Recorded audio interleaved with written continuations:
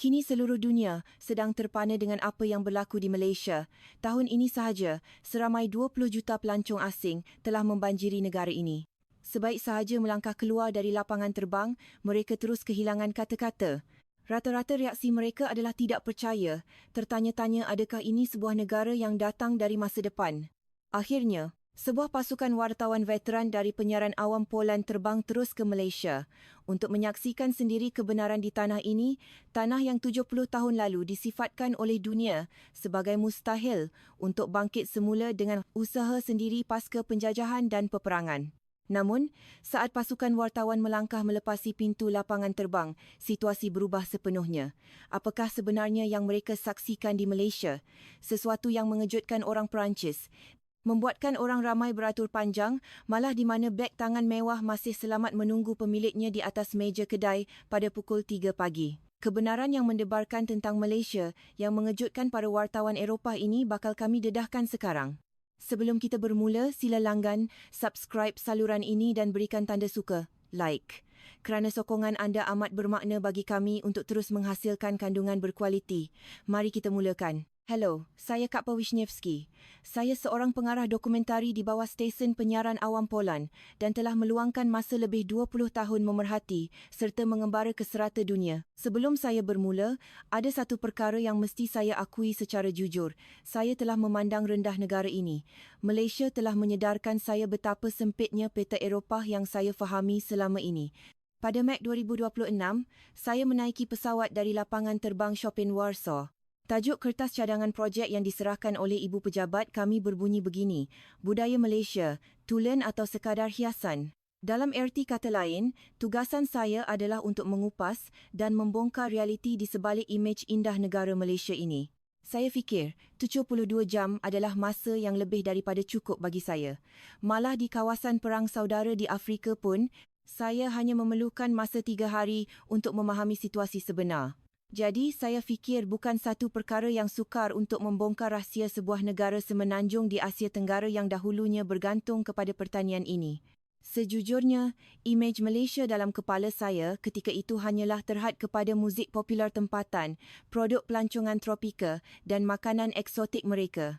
Berbekalkan pengalaman 20 tahun sebagai pengarah di Eropah, saya berasa sangat yakin.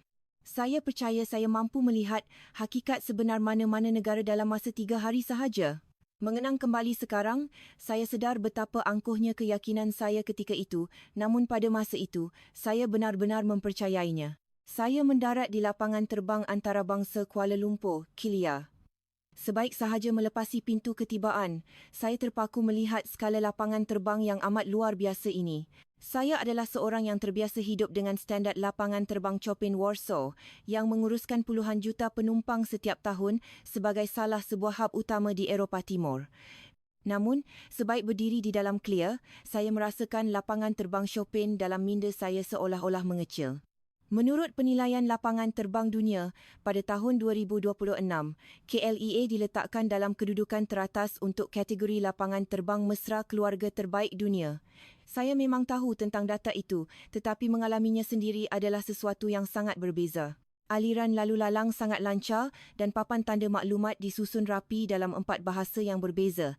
Dari zon pengalaman kebudayaan, hotel transit khusus, hinggalah ke kawasan hijau bertemakan hutan hujan, di dalam bangunan seluruh kompleks ini terasa seperti sebuah bandar moden yang serba lengkap.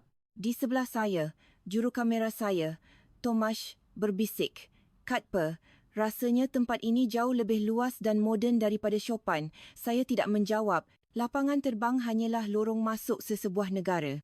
Lorong masuk yang indah tidak menjamin kedai, di dalamnya juga hebat. Namun, ada satu perkara yang berjaya menarik perhatian saya.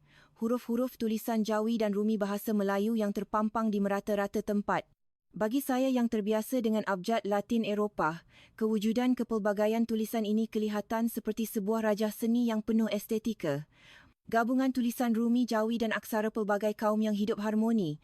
Dunia ini mempunyai pelbagai sistem tulisan, tetapi saya kagum melihat bagaimana sistem yang begitu kaya dan indah ini digunakan secara harmoni dalam kehidupan seharian. Rakyat di tanah ini telah memelihara bahasa mereka dan mewarisi budaya ini sejak lebih 1000 tahun lalu. Dikala Eropah masih bergelut dengan zaman gelap, masyarakat di rantau ini sudah pun mempunyai sistem perdagangan bertulis dan hubungan diplomatik yang matang. Saya mencatatkan dalam nota saya, periksa sistem bahasa dan kepelbagaian tulisan Malaysia, bukan kerana saya sudah kagum, tetapi semata-mata untuk mengesahkan fakta. Kami menaiki bas ekspres lapangan terbang menuju ke pusat bandaraya Kuala Lumpur. Adakah anda tahu bahawa sebahagian besar kawasan KLEA dan laluan sekitarnya dahulu merupakan kawasan ladang kelapa sawit dan paya yang luas? Melalui perancangan yang teliti, lanskap ini telah ditukarkan menjadi salah sebuah hub penerbangan paling maju di dunia. Mereka membina kompleks pengangkutan bertaraf global di atas tanah yang dahulunya tiada apa-apa melainkan hutan dan ladang pertanian. Di sini, beberapa angka yang mendebarkan mula bermain di fikiran saya. Sejujurnya, pada era sebelum kemerdekaan pada tahun 1957 dan pasca perang, pendapatan per kapita negara ini hanyalah sekitar beberapa puluh dolar sahaja. Angka yang jauh lebih rendah berbanding Poland pada ketika itu. Tanah air mereka pernah dijajah, ekonomi mereka musnah dan dunia luar meramalkan bahawa Malaysia tidak akan mampu bangkit semula menjadi sebuah negara yang stabil secara berdikari. Namun hari ini, negara ini mencatatkan keluaran dalam negara kasar, KDNK, per kapita melebihi $35,000 Amerika. Satu lonjakan pembangunan yang sukar dipercayai dalam tempoh beberapa dekad sahaja. Sebaik sahaja kami memasuki pusat bandar Kuala Lumpur, saya melihat bumbung-bumbung rumah tradisional Melayu terselit di celah-celah pencakar langit yang megah. Manakala di bawah papan iklan digital LED yang gergasi, terdapat gerai-gerai kecil yang menjual hidangan tempatan yang harum. Teknologi paling canggih dan tradisi lama wujud bersama dalam ruang yang sama. Ini bukan sekadar dipelihara untuk hiasan. Ia kelihatan seperti kesan sejarah perjuangan mereka untuk terus hidup. Di atas sisa-sisa kesukaran masa lalu, mereka membina sesuatu yang baharu dan di atasnya pula ditumpuk lagi lapisan kemajuan moden. Kami mendaftar masuk ke hotel dan meletakkan peralatan penggambaran kami. Tomash bertanya, apakah tanggapan pertama kamu, Kak Ber? Saya menjawab sambil membuka komputer riba, lorong masuknya memang hebat. Masalahnya ialah apa yang ada di sebaliknya. Namun saya harus mengakui bahawa keyakinan yang saya bawa dari Poland perlahan-lahan mula goyah. Lapangan terbang bertaraf dunia, kepelbagaian bahasa dan tulisan yang bertahan ratusan tahun, serta lonjakan pendapatan dari puluhan dolar kepada $35,000. Semua ini bukanlah sesuatu yang boleh dipandang ringan. Keretakan kecil mula muncul dalam cara pemikiran saya yang sebelum ini cuba mengukur negara ini menggunakan kayu ukur Eropah. Namun keretakan tetaplah keretakan. Saya masih berada di pihak yang ragu-ragu. Keesokan harinya, saya keluar ke jalanan untuk mengesahkan sendiri angka-angka tersebut. Masuk hari kedua, saya mula menjejak data ekonomi secara serius. Dalam bahan rujukan awal yang dihantar oleh ibu pejabat, terdapat maklumat mengenai sistem pengangkutan rel berkelajuan tinggi dan rangkaian lebuh raya Malaysia yang serba moden. Sejujurnya, pada mulanya saya berniat untuk membaca lalu sahaja perkara ini. Nama Malaysia dan infrastruktur moden sememangnya sudah biasa didengari. Namun, apabila saya meneliti sejarah dan pencapaian teknologi mereka, angka-angkanya membuatkan saya terpaku. Teknologi pembinaan lebuh raya, pengurusan pelabuhan bertaraf dunia dan kepatuhan piawaian industri tenaga global Malaysia melalui syarikat gergasi mereka, Petronas, telah dieksport ke seluruh dunia dari United Kingdom Afrika, Asia Tengah hinggalah ke benua Amerika dengan nilai kontrak menjangkau berbilion-bilion dolar. Tunggu sebentar. Adakah angka ini betul? Sebuah negara yang pernah dijajah dan berdepan dengan ancaman komunis pasca perang, kini dalam masa yang singkat bukan sahaja membina rangkaian lebuh raya terpanjang di rantau ini, lebuh raya utara selatan, malah mengeksport kepakaran teknologi, pengurusan tenaga dan infrastruktur mereka ke peringkat global. Saya bertanya kepada Tomash, adakah Poland pernah mengeksport teknologi tenaga berskala besar atau membina infrastruktur mega di negara luar? Tomash menggelengkan kepala. Tidak pernah, jawabnya. Poland langsung tidak berada dalam senarai pengeksport utama teknologi sedemikian. Walaupun keluasan tanah dan populasi kita tidak jauh berbeza, mengapa jurang pencapaian ini begitu besar? Bukan itu sahaja yang mengejutkan saya. Apabila saya menyemak data ekspor sektor semikonduktor, tangan saya sekali lagi terhenti. Pada tahun 2025, nilai ekspor semikonduktor dan barangan elektrik elektronik EA Malaysia mencatatkan rekod tertinggi dalam sejarah. Pulau Pinang telah dinobatkan sebagai Silicon Valley Timur, menguasai sekitar 13% daripada pasaran pembungkusan, pemasangan dan ujian semikonduktor global. Malaysia menjadi rantaian bekalan mikrochip yang sangat penting bagi syarikat-syarikat gergasi teknologi dunia. Tanpa chip dari Malaysia, industri automotif dan teknologi global boleh lumpuh. Dan terdapat satu angka yang muktamad. Pada tahun 2025, jumlah ekspor tahunan Malaysia mencatatkan nilai yang luar biasa, melepasi angka beratus bilion dolar, meletakkan mereka sebaris dengan beberapa kuasa perdagangan terbesar dunia. Sebuah negara semenanjung yang kecil di Asia Tenggara berada dalam kelompok elit perdagangan global. Saya duduk di meja hotel, merenung skrin komputer riba saya untuk masa yang lama. Ekspor teknologi tenaga global, penguasaan rantaian semikonduktor dunia dan nilai ekspor yang memecah rekod. Semua angka ini datang daripada satu negara yang sama secara serentak. Pada mulanya saya ragu-ragu, tetapi kini saya hanya mampu terpegun. Walaupun saya mahu mempersoalkan data ini, sumbernya adalah daripada Tabung Kewangan Antarabangsa, IMF, dan Kementerian Pelaburan, Perdagangan dan Industri, MITI, Malaysia. Tiada ruang untuk keraguan. Pada saat itu, mata saya tertumpu pada sekeping foto lama hitam putih di halaman terakhir dokumen penyelidikan saya. Ia adalah gambar dari pertengahan abad ke-20 gambar para pekerja ladang getah dan pelombong biji timah awal di Tanah Melayu. Sejak awal tahun 1900-an tu, dan terutamanya pada era pasca perang, ramai rakyat tempatan yang membanting tulang di bawah terik matahari, menoreh getah dan melombong timah demi menyara keluarga dan membangunkan tanah air ini. Ketika itu, pendapatan per kapita mereka hanyalah sekadar ratusan ringgit sahaja. Wang yang mereka hasilkan melalui titik peluh di estet-estet dan lombong yang mencabar itu telah dihantar pulang ke kampung-kampung untuk membina sekolah, jambatan dan mendidik anak-anak mereka. Wang itulah yang menjadi batu asas kepada pembangunan pasca merdeka Malaysia. Hari ini, nilai ekspor yang dijana oleh Malaysia dalam masa satu hari sahaja adalah berbilion ringgit. Apa yang diusahakan oleh generasi terdahulu selama berpuluh-puluh tahun kini mampu dijana oleh Malaysia moden dalam masa sehari sahaja. Dalam foto lama itu, saya dapat melihat tangan-tangan mereka, tangan yang diselaputi lumpur lombong, jari-jari yang pecah dan menggerutu akibat torehan pisau getah. Di atas titik peluh tangan-tangan kasab itulah nilai ekspor berbilion dolar hari ini dibina. Dari beberapa dolar kepada 35,000 dolar per kapita. Di sebalik angka pertumbuhan yang menakjubkan ini, terdapat pengorbanan tangan-tangan tersebut. Saya menutup nota saya. Sebagai seorang pengarah dari Eropah, tugas saya adalah mencari keretakan di sebalik angka-angka indah ini. Namun, apa yang saya lihat di sebalik angka ini bukanlah keretakan, melainkan wajah-wajah tulus generasi terdahulu yang bekerja keras tanpa mengeluh, tangan yang diselaputi tanah dan peluh. Saya masih belum berniat untuk menukar hala tuju dokumentari saya, tetapi saya perlu mengakui kebenaran ini. Angka-angka negara ini bukanlah sesuatu yang kosong dan kisah di sebalik manusia yang membina angka tersebut adalah jauh lebih mendalam. Pada hari ketiga, saya memutuskan untuk keluar dari kepompong data angka. Saya mahu melihat sendiri apa yang terhidang di atas meja makan rakyat marhaen negara ini setiap hari. Tengah hari itu, saya dan Tomash melangkah masuk ke sebuah kedai makan tempatan yang menyajikan nasi campur di pinggir Kuala Lumpur. Kami duduk dan memesan set nasi dan lauk pauk harian.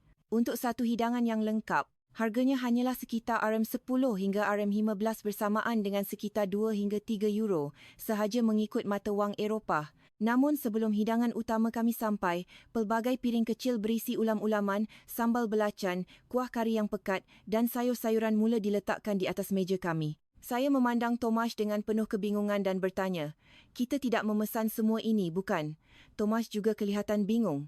Apabila saya bertanya kepada pemilik gerai, dia tersenyum ramah dan berkata semua ulam, sambal dan limpahan kuah kari ini adalah percuma dan disediakan sebagai pelengkap hidangan. Di restoran-restoran di Poland atau mana-mana tempat di Eropah, segelas air kosong pun akan dikenakan caj. Roti yang diletakkan di atas meja akan sentiasa dimasukkan ke dalam bil secara berasingan. Di restoran sepanjang terusan di Warsaw, adalah mustahil untuk membayangkan anda akan mendapat pelbagai jenis hidangan sampingan dan kuah secara percuma, apatah lagi dengan nasi tambahan tanpa sebarang caj ekstra. Namun di Malaysia, perkara ini adalah sesuatu yang biasa. Rakyat Malaysia menerima kemurahan hati ini sebagai satu norma kehidupan harian mereka. Dan yang paling mengejutkan, tiada budaya memberi tip-tipping, Di sini, anda hanya perlu membayar harga makanan yang tertera pada bil dan itu sahaja. Di Eropah, adalah menjadi kebiasaan untuk menambah 10% hingga 11% sebagai tip. Malah di Amerika ia boleh mencecah sehingga 20%. Di Malaysia, konsep tersebut hampir tidak wujud dalam amalan harian mereka. Dengan hanya €3, anda mendapat hidangan yang melimpah-limpah dengan sambal dan ulam percuma serta layanan yang luar biasa mesra. Jika saya menceritakan perkara ini kepada rakan-rakan di Eropah, mereka pasti tidak akan mempercayainya. Sambil menikmati makanan, saya berfikir, dari manakah datangnya budaya ini? Apabila saya menyelidik lebih mendalam, saya dapati kemurahan hati dan layanan mesra masyarakat Malaysia ini berakar umbi daripada nilai murni tradisional mereka yang dipanggil budi. Menyajikan makanan terbaik kepada tetamu dengan penuh keikhlasan adalah satu bentuk penghormatan dan tanda kasih sayang sesama manusia. Ini bukanlah satu strategi perniagaan semata-mata, melainkan warisan budaya yang telah diamalkan selama beratus-ratus tahun. Setiap ulam dan sambal yang dihidangkan di atas piring kecil itu mengandungi keikhlasan hati si penyedia makanan. Rakyat Malaysia menggelar konsep ini sebagai budi pekerti atau timbang rasa, satu perkataan yang tidak boleh diterjemahkan secara tepat ke dalam bahasa Poland maupun bahasa Eropah yang lain. Pada masa itu, saya masih belum memahami sepenuhnya maksud perkataan tersebut, namun saya akan menyedarinya tidak lama lagi. Selepas keluar dari kedai makan tersebut, saya membuka semula nota penyelidikan saya. Saya mahu melihat sejauh mana kedudukan industri makanan Malaysia di persada antarabangsa. Di sini saya sekali lagi menemui angka yang mengejutkan. Produk pes masakan dan makanan sejuk beku seperti roti canai buatan Malaysia kini memegang penguasaan pasaran yang sangat besar di luar negara. Di pasaran makanan sejuk beku di United Kingdom dan Australia, produk roti canai dan pes kari Malaysia menguasai lebih 42% bahagian pasaran. Produk sejuk beku ini menjadi pilihan utama di pasar raya global. Malah yang lebih mengejutkan, di negara saya sendiri Poland, pes masakan tradisional Malaysia dan produk berasaskan kelapa mereka menguasai lebih 54% bahagian pasaran bagi kategori bahan masakan Asia Tenggara.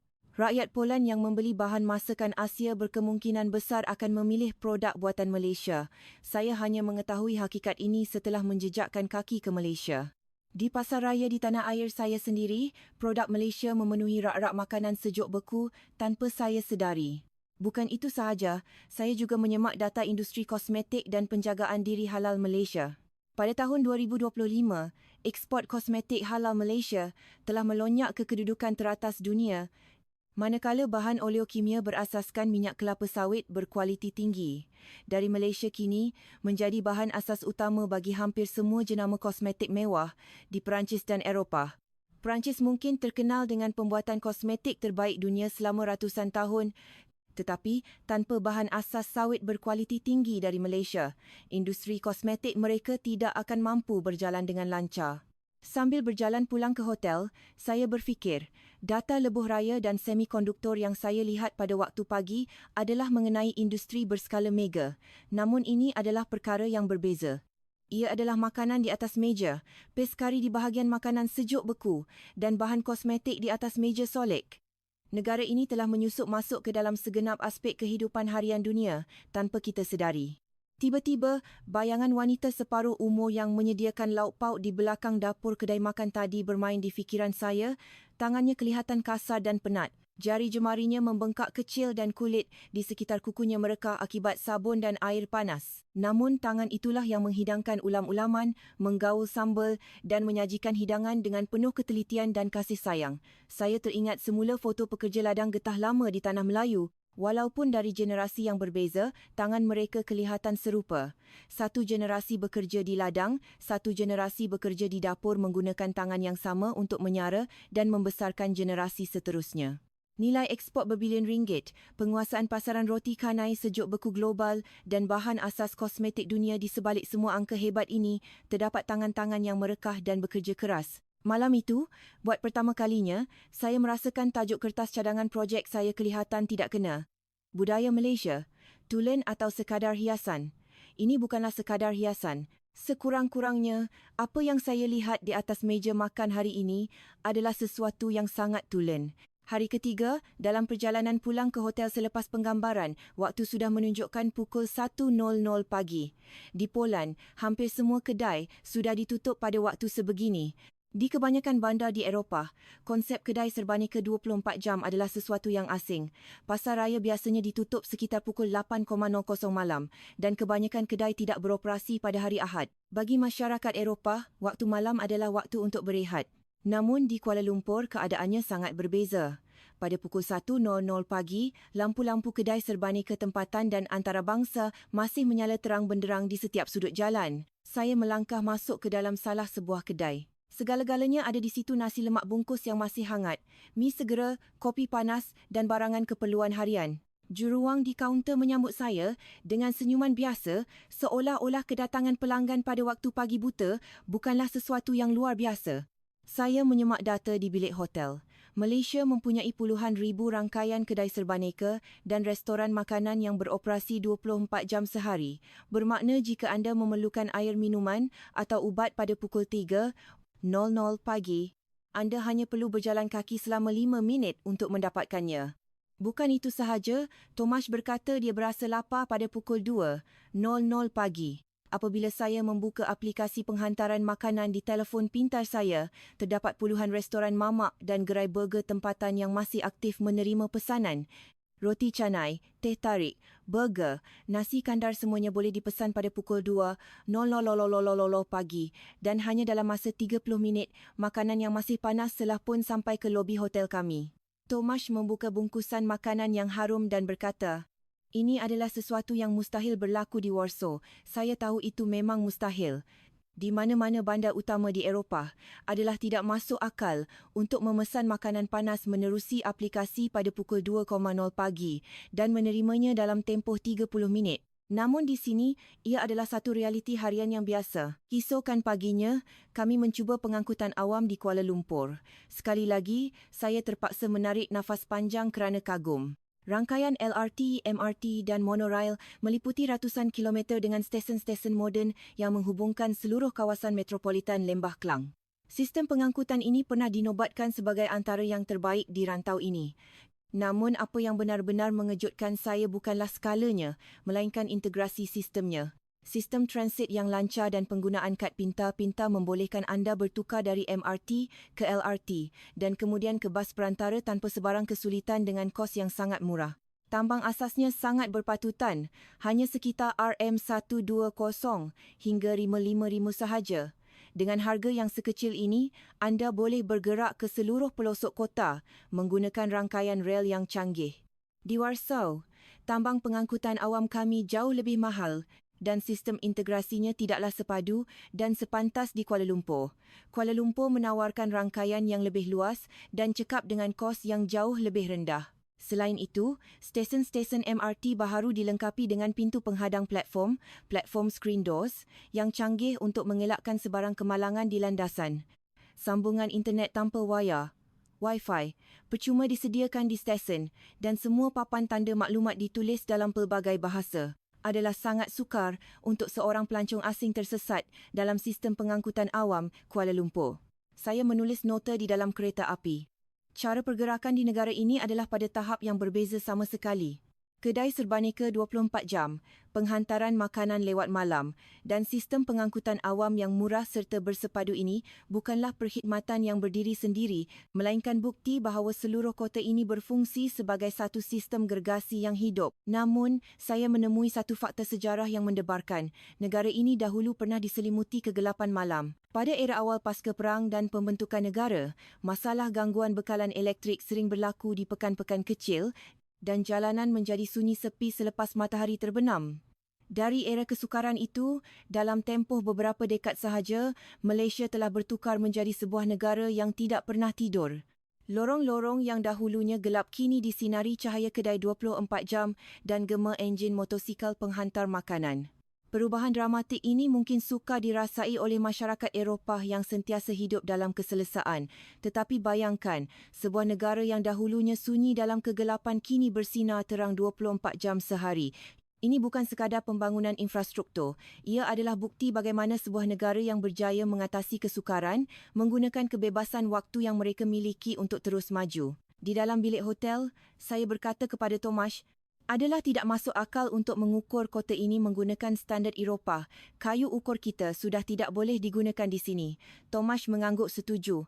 Buat pertama kali, dia tidak membantah. Pada pagi hari keempat, satu kejadian tidak diduga telah berlaku. Tomasz terseliuh pergelangan kakinya di tangga hotel. Walaupun tidak bengkak teruk, tugasnya membawa peralatan penggambaran yang berat memerlukan kami untuk membawanya ke klinik bagi pemeriksaan lanjut. Pihak kaunter hotel memaklumkan bahawa terdapat sebuah klinik swasta tempatan yang hanya terletak 10 minit berjalan kaki dari hotel dan kami boleh terus pergi ke sana tanpa sebarang janji temu awal. Di Poland, ini adalah sesuatu yang mustahil. Sistem penjagaan kesihatan di Poland, NFZ, memerlukan anda untuk melalui doktor keluarga terlebih dahulu. Walaupun anda berasa sakit, anda mesti membuat janji temu melalui telefon dan hanya jika doktor tersebut merasakan ia perlu, barulah anda dirujuk kepada doktor pakar. Masa menunggu untuk janji temu biasa boleh memakan masa seminggu, manakala untuk berjumpa pakar boleh mengambil masa berbulan-bulan. Anda tidak boleh sesuka hati berjalan masuk ke klinik pakar atau hospital hanya kerana terseliuh pergelangan kaki. Namun di Kuala Lumpur, kami hanya berjalan kaki selama 10 minit, mendaftar di kaunter dan dalam masa 30 minit sahaja, Tomasz sudah pun menjalani ujian X-ray dan menerima rundingan daripada doktor. Diagnosisnya hanyalah terseliuh biasa. Selepas menerima ubat di farmasi klinik, seluruh proses tersebut selesai dalam masa kurang daripada 1 jam. Tomasz menunjukkan bil rawatan kepada saya dengan wajah tidak percaya. Adakah bil ini betul, Kak Per? Jumlah keseluruhan kos rawatan, termasuk pendaftaran rundingan doktor, ujian X-ray dan ubat-ubatan hanyalah sekitar sekitar 18 euro. Saya menyemak bil itu sebanyak 2 kali. Memang benar. Ini adalah kos rawatan di klinik swasta Malaysia untuk warga asing dan jika untuk warga tempatan di hospital kerajaan, kosnya hanyalah RM1 sahaja. Mari kita bandingkan angka ini dengan negara lain. Di Poland atau negara Eropah yang lain, rawatan yang sama di klinik swasta tanpa insurans penuh boleh mencecah ratusan euro, malah ujian X-ray sahaja sudah sangat mahal. Di Malaysia, ia sangat cepat, murah dan mesra pengguna. Saya pulang ke hotel dan menyemak data berkaitan sistem kesihatan Malaysia. Di sini, saya sekali lagi terpegun.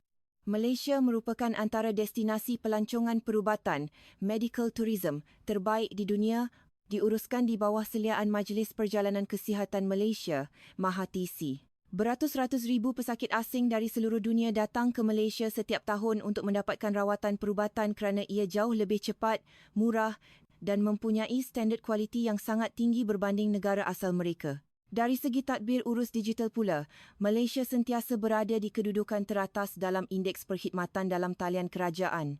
Segala urusan permohonan dokumen, pengisytiharan cukai dan urusan pentadbiran boleh diselesaikan dengan mudah melalui portal pintar seperti MyEG atau aplikasi bersepadu. Tomasz berkata, di pejabat kerajaan Poland, untuk mendapatkan sekeping dokumen pengesahan pun kita terpaksa menunggu berjam-jam. Katanya memang benar. Walaupun Eropah mempunyai sistem kerajaan digital, ia belum mencapai tahap integrasi menyeluruh seperti yang diamalkan di Malaysia, di mana hampir semua urusan harian boleh diuruskan di hujung jari. Sambil meneliti data ini, satu imej hitam putih dalam dokumen rujukan saya kembali bermain di minda. Ia adalah gambar kawasan pedalaman Tanah Melayu pada tahun 1950, kawasan yang digelarkan sebagai kampung tanpa doktor. Pada masa itu, kemudahan perubatan sangat terhad. Apabila penduduk kampung jatuh sakit, mereka terpaksa bergantung kepada ubat-ubatan herba tradisional, akar kayu atau rawatan kampung kerana ketiadaan doktor. Jika anak kecil mengalami demam panas atau warga emas jatuh sakit, mereka hanya mampu bertahan dan berdoa. Namun hari ini, negara yang dahulunya mempunyai kampung tanpa doktor kini menjadi pusat rawatan perubatan bertaraf dunia yang dikunjungi oleh pesakit dari seluruh pelosok bumi. Berapa lama masa yang diambil untuk transformasi ini? Hanya sekitar 60 tahun sahaja. Dan ada satu lagi fakta penting, Malaysia dahulu adalah sebuah negara penerima bantuan pembangunan pasca perang daripada komuniti antarabangsa seperti rancangan Colombo. Namun hari ini, Malaysia telah berubah menjadi sebuah negara penderma dan rakan pembangunan utama dalam ASEAN serta global, menyalurkan bantuan kemanusiaan, latihan dan kepakaran ke negara-negara yang memerlukan. Transformasi dramatik daripada negara penerima bantuan kepada penderma adalah sesuatu yang sangat jarang berlaku dalam sejarah dunia. Pada petang hari keempat, saya perlu menghubungi ibu pejabat kami di Warsaw untuk menghantar laporan perkembangan awal. Ketua editor kami, Marcin, menjawab panggilan tersebut. Soalan pertamanya berbunyi begini, Katper, adakah kamu sudah menemui bahan menarik? Ada apa-apa isu sensitif atau kontroversi yang boleh kita ketengahkan? Saya terdiam seketika. Bahan menarik? Apa yang diinginkan oleh pihak pengurusan di Warsaw sudah pun ditetapkan sejak awal kelemahan budaya Malaysia. Bukti bahawa kemajuan mereka hanyalah hiasan luaran atau sisi gelap di sebalik pembangunan pesat mereka. Itulah rangka cerita yang paling disukai oleh penonton Eropah. Kononnya, apabila imej indah dikupas, apa yang tinggal hanyalah realiti yang mengecewakan. Namun saya menjawab dengan jujur, Marcin, saya telah berada di lapangan selama 4 hari dan saya boleh katakan bahawa di sebalik imej indah itu terdapat realiti yang sangat tulen. Angka-angka kemajuan mereka adalah benar dan sistem mereka benar-benar berfungsi. Terdapat keheningan seketika di talian sebelum Marcin menjawab, Katper, kita perlukan perspektif yang seimbang dalam dokumentari ini. Jika kita hanya menunjukkan perkara yang baik, ia bukan lagi sebuah dokumentari tetapi video promosi. Apa yang diperkatakannya itu tidaklah salah. Keseimbangan adalah kunci utama sesebuah dokumentari. Namun masalahnya ialah definisi keseimbangan bagi pihak ibu pejabat. Bagi mereka, keseimbangan bermaksud setiap satu perkara positif yang ditunjukkan mesti diimbangi dengan satu perkara negatif. Walaupun kita menemui sesuatu yang tulen, kita mesti meletakkan keretakan di sebelahnya demi memuaskan hati penonton. Adakah kami perlu mencipta keretakan jika ia tidak wujud? Soalan itu hampir keluar dari mulut saya, tetapi saya menahannya. Selepas meletakkan telefon, saya menyemak semula data pelancongan. Menjelang tahun 2026, jumlah pelancong asing yang melawat Malaysia dijangka melepasi angka 20 juta orang. Angka ini membawa makna yang sangat mudah. Orang di seluruh dunia mahu datang ke Malaysia. Ia bukan sekadar kerana keindahan pulau dan pantai mereka, tetapi gabungan faktor perubatan, makanan, membeli belah, keselamatan dan infrastruktur sosial yang membuatkan negara ini dipilih. Namun, pihak pengurusan mahu saya mencari keretakan di sebalik angka ini isu lambakan pelancong, jurang pembangunan bandar dan luar bandar, atau kes-kes salah faham dengan warga asing. Sudah tentu perkara tersebut wujud. Setiap negara pasti mempunyai masalah tersendiri. Namun membesar-besarkan masalah terpensil untuk menafikan keseluruhan pencapaian sebuah negara adalah satu tindakan yang tidak adil. Malam itu, saya bertemu dengan penyelaras tempatan kami Yati di lobi hotel. Yati adalah staf tempatan kami sepanjang penggambaran ini seorang wanita berusia pertengahan 30 yang menguruskan urusan penterjemahan dan permit lokasi. Sepanjang penggambaran, dia adalah seorang yang agak pendiam tetapi malam itu dia kelihatan sedikit berbeza. Melihat saya duduk bersendirian di sofa lobi, dia menghampiri saya. Encik Katper, mahu secawan kopi panas? Saya tidak menolak. Yati membeli 2 tin kopi daripada mesin layan diri di lobi, menyerahkan 1 tin kepada saya dan duduk di sebelah. Saya bertanya kepadanya, Yati, apa pendapat kamu tentang penggambaran kita sepanjang beberapa hari ini? Yati berfikir sejenak sebelum menjawab. Saya perasan Encik Katper sering kelihatan terkejut dengan perkara seperti kedai 24 jam, klinik kesihatan atau sistem pengangkutan awam kami. Bagi kami rakyat Malaysia, semua itu adalah sebahagian daripada kehidupan biasa kami. Apabila melihat pelancong asing berasa kagum, kami pula yang berasa pelik. Kehidupan biasa, perkataan itu melekat dalam fikiran saya. Rawatan perubatan yang murah, penghantaran makanan lewat malam, kedai serbaneka yang sentiasa dibuka. Perkara yang saya anggap sebagai kejutan luar biasa rupa-rupanya adalah sesuatu yang dihirup seperti udara harian oleh lebih 33 juta rakyat negara ini. Yati menambah lagi, Encik Katper, saya rasa semua ini berlaku kerana adanya sifat budi dalam diri masyarakat kami. Budi perkataan yang sama yang saya dengar di kedai makan pada hari ketiga. Saya bertanya, Yati, apakah maksud sebenar budi?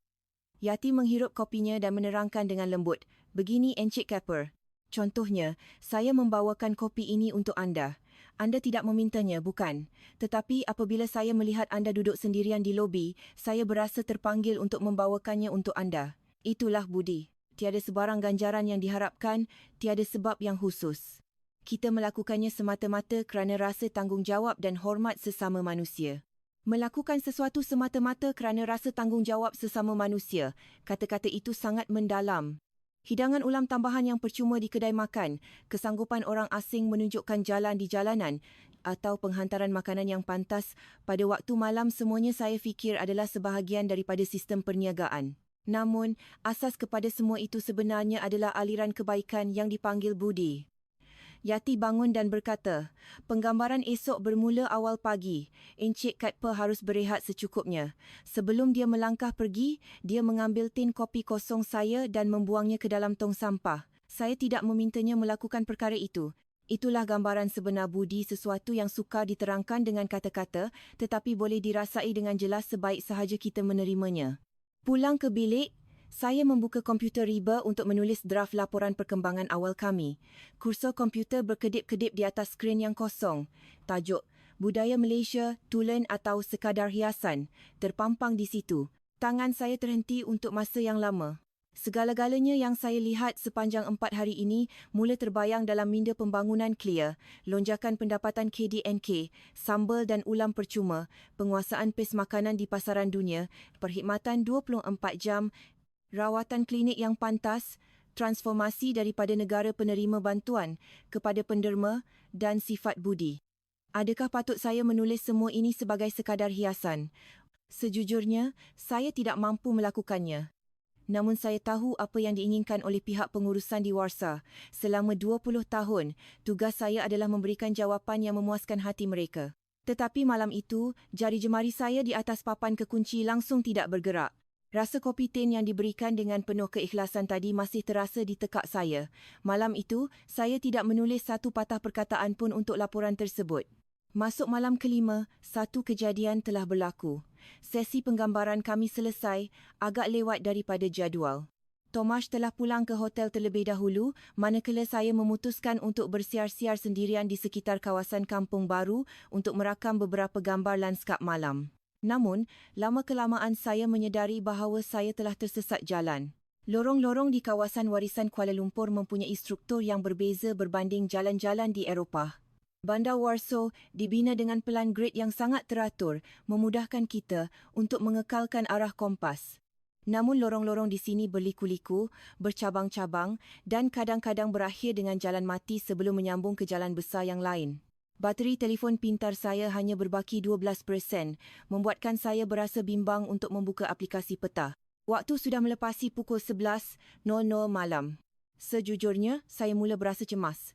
Sepanjang 20 tahun bekerja sebagai pengarah, saya pernah menjejakkan kaki ke kawasan berkonflik, namun tersesat bersendirian di bandar asing pada waktu malam memberikan satu perasaan cemas yang berbeza.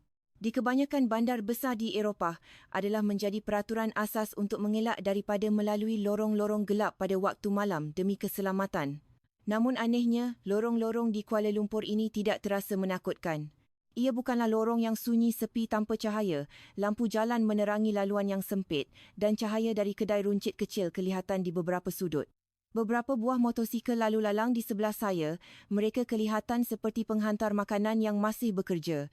Kehadiran mereka yang masih aktif menghantar makanan pada waktu malam menandakan bahawa lorong ini selamat dan hidup. Pada saat itu, saya berselisih dengan seorang warga emas tempatan. Dia kelihatan berusia dalam lingkungan akhir 70-an dengan susuk tubuh yang sedikit membongkok dan memegang sebuah beg plastik berisi barang runcit yang baru dibeli dari kedai serbanika. Saya cuba bertanya dalam bahasa Inggeris, adakah hotel saya di arah ini sambil menunjukkan isyarat tangan. Sudah tentu Pak Cik itu tidak memahami bahasa saya. Dia tidak perlu pun mempelajari bahasa Inggeris dalam kehidupan seharian di kawasannya.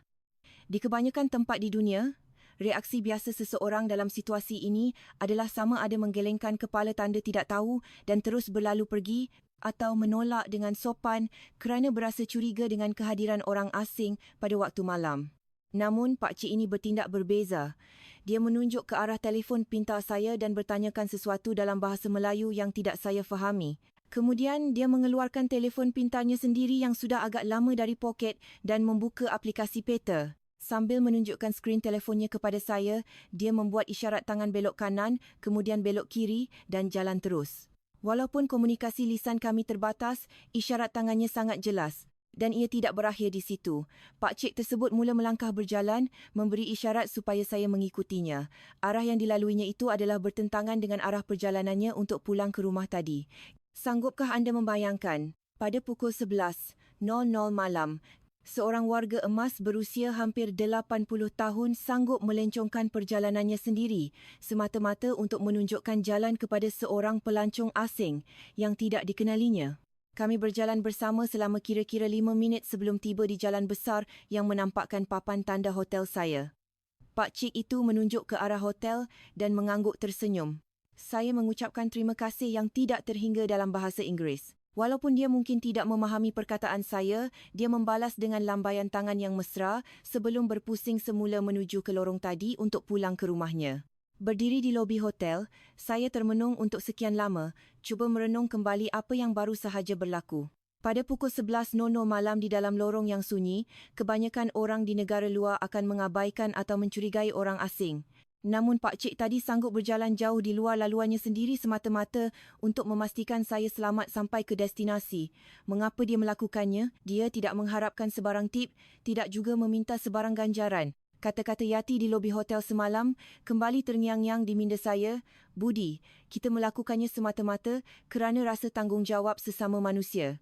Saya masuk ke bilik hotel dan mencari data berkaitan kadar keselamatan di Malaysia. Mengikut Indeks Keamanan Global, Malaysia diletakkan sebagai salah sebuah negara paling selamat di Asia Tenggara dengan kadar jenayah kekerasan yang sangat rendah.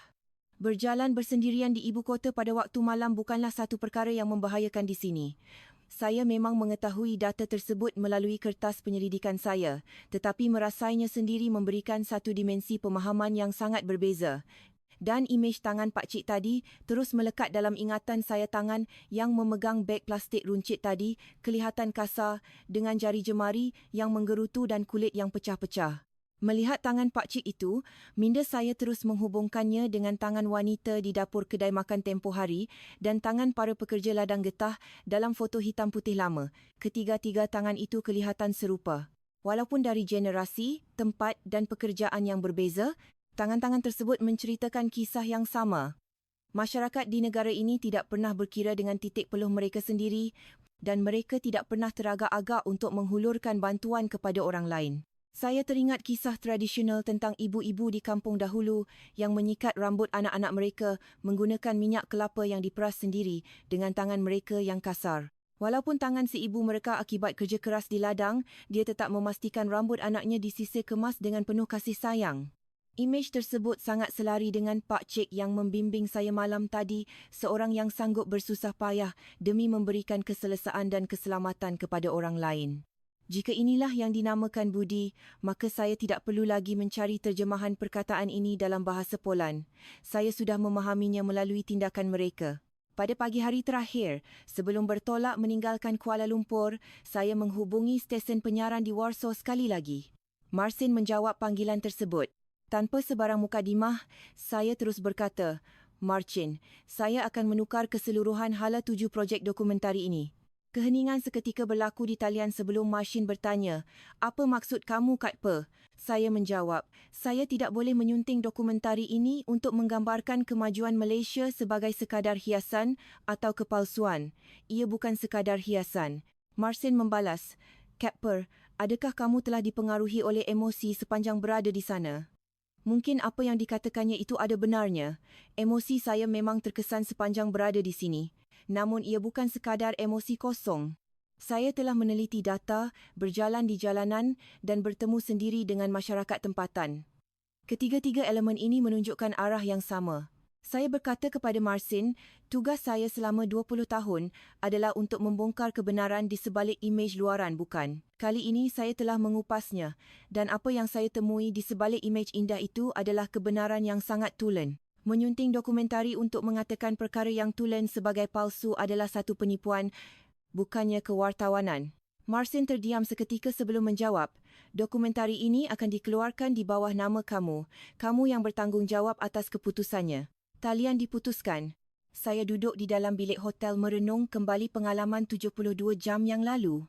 Pada hari pertama, saya merumuskan negara ini hanya berdasarkan pelancongan, teknologi dan makanan eksotik semata-mata, berbekalkan keangkuhan seorang pengarah Eropah yang menyangka boleh memahami sesebuah negara dalam masa 3 hari sahaja. Sebaik sahaja menjejakkan kaki di Kelia, keangkuhan saya mula runtuh melihat kehebatan lapangan terbang yang dibina di atas bekas ladang. kepelbagaian tulisan yang bertahan ribuan tahun dan kisah kebangkitan sebuah negara yang pernah dijajah. Pada hari kedua, saya mengesahkan data ekonomi ekspor semikonduktor, kepakaran teknologi tenaga bertaraf dunia dan nilai ekspor berbilion dolar yang dijana oleh sebuah negara semenanjung yang kecil. Dan di sebalik angka-angka itu, terdapat tangan-tangan menggerutu para penoreh getah dan pelombong bijih timah generasi terdahulu yang titik peluhnya menjadi asas kepada kemakmuran hari ini. Pada hari ketiga, saya menikmati hidangan nasi campur dengan pelbagai lauk dan sambal percuma tanpa sebarang budaya memberi tip menyedari penguasaan PES masakan Malaysia yang menguasai pasaran di Poland serta kedudukan kosmetik halal mereka di peringkat global. Dan saya melihat tangan kasar wanita di dapur kedai makan yang menyediakan hidangan dengan penuh kasih sayang. Pada hari keempat, saya merasai sendiri kecekapan sistem pengangkutan awam Rapid KL, kemudahan kedai 24 jam dan penghantaran makanan lewat malam, serta kecekapan sistem perubatan, di mana Tomash menerima rawatan ujian X-ray dengan kos yang sangat murah dan pantas sebuah transformasi luar biasa daripada negara kampung tanpa doktor kepada hab perubatan global. Dan pada malam kelima, seorang pakcik warga emas membimbing saya yang tersesat jalan pada pukul 11.00 malam menunjukkan maksud sebenar sifat budi yang sukar diterjemahkan tetapi mudah dirasai. Di lobi hotel, Yati bertanya kepada saya, "Encik Kekper, adakah anda sudah menetapkan tajuk akhir untuk dokumentari ini?" Saya memusingkan skrin komputer riba ke arahnya. Tajuk asal budaya Malaysia, tulen atau sekadar hiasan, telah dipotong dengan garisan tebal dan di bawahnya saya menulis tajuk yang baharu. Yati melihat skrin tersebut dan mengangguk perlahan tanpa berkata apa-apa. Saya datang ke negara ini 72 jam yang lalu dengan niat untuk mengupas dan mencari kelemahan di sebalik kemajuan mereka menggunakan kanta Eropah saya. Namun apa yang saya temui bukanlah kepalsuan, melainkan realiti sebuah negara yang telah melalui pelbagai kesukaran pasca perang dan penjajahan, di mana generasi terdahulu membanting tulang di bawah terik matahari demi membina sebuah masa depan yang gemilang untuk generasi hari ini. Dari sebuah negara penerima bantuan kepada sebuah kuasa ekonomi global, transformasi ini bukanlah satu keajaiban mistik, melainkan hasil usaha gigih tangan-tangan kasar rakyatnya. Saya tunduk hormat kepada pengorbanan tangan-tangan tersebut dan mengakui secara jujur bahawa saya telah memandang rendah keupayaan negara ini sebelum ini. Kanta pandangan saya terlalu sempit dan keyakinan saya sebelum ini adalah sebuah keangkuhan. Negara ini terlalu besar untuk diukur menggunakan kayu ukur saya yang kecil. Di dalam bas ekspres menuju ke Kelia, saya memandang keluar jendela melihat pemandangan kota Kuala Lumpur yang sama seperti 4 hari lalu pencakar langit, bumbung rumah tradisional, papan iklan digital dan gerai-gerai jalanan. Namun, pandangan saya kali ini sangat berbeza. Dahulunya saya melihatnya hanya sebagai landscape fizikal biasa, tetapi kini saya sedar bahawa ia adalah sebuah lukisan kehidupan sebenar rakyatnya yang penuh dengan perjuangan dan maruah. Kami tiba di lapangan terbang. Sambil melangkah ke pintu pelepasan, saya memandang papan tanda maklumat yang memaparkan tulisan Rumi dan Jawi. Tulisan-tulisan itu kini kelihatan menceritakan kisah perjalanan sejarah yang panjang dan nilai murni masyarakat di tanah air ini. Saya menaiki pesawat, membuka komputer riba di tempat duduk saya dan mula menulis perenggan pertama dokumentari saya. Hello, saya Kekper Wisniewski. Sebelum saya memulakan kisah ini, ada satu perkara yang mesti saya akui secara jujur. Saya telah memandang rendah negara Malaysia. Saya mahu anda yang sedang menonton video ini untuk berhenti seketika dan berfikir tentang betapa istimewanya tanah air tempat anda bertapak ini. Sebuah negara yang bermula daripada kesukaran pasca penjajahan, di mana generasi terdahulu membanting tulang di bawah terik matahari demi menyara keluarga, kini telah bertukar menjadi sebuah negara moden yang membina lapangan terbang bertaraf dunia, mengeksport teknologi canggih bernilai berbilion dolar, dan dikunjungi oleh puluhan juta pelancong asing setiap tahun. Di sebalik setiap kejayaan itu, terdapat pengorbanan ibu bapa dan nenek moyang anda. Ibu yang menyikat rambut anak-anaknya dengan kasih sayang walaupun tangannya kasar, dan bapa yang membanting tulang di ladang dan lombong sebelum fajar menyingsing. Ini adalah sebuah negara yang anda bina sendiri dengan titik peluh dan air mata. Anda berhak untuk berasa bangga dengan tanah air ini. Semoga kesejahteraan dan kemakmuran sentiasa mengiringi perjalanan hidup anda sekalian. Kepada generasi terdahulu yang telah berkorban demi masa depan negara ini, semoga anda sentiasa berada dalam keadaan sihat dan sejahtera. Kehadiran andalah yang membuatkan negara ini terus bersinar indah. Jika perkongsian kisah ini menyentuh hati anda, sila langgan subscribe saluran ini, berikan tanda suka like dan tinggalkan komen Malaysia Hebat di ruangan komen di bawah. Setiap patah kata anda akan menjadi inspirasi buat orang lain untuk terus menghargai tanah air tercinta ini. Terima kasih.